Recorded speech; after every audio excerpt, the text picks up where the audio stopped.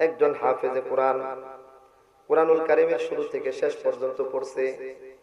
কয় পারা বলেন না? কয় পারা? 30 পারা। কয়টা সূরা? 114টা সূরা। কত আয়াত?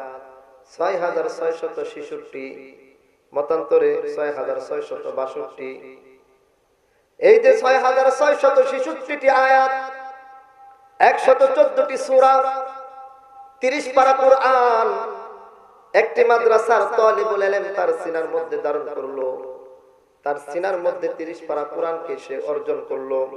আল্লাহর কসম, আল্লাহর কসম, এরকম একটা অন্তরের মর্যাদা তাম দুনিয়ার সাধারণ মুসলমানের কোনোদিন হতে পারে না।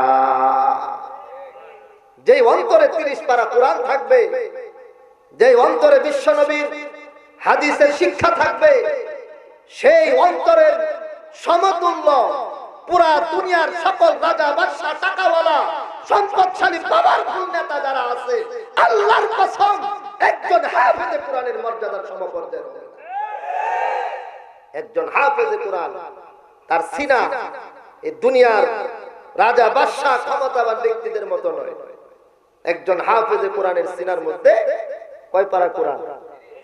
বলেন না কয় পারা?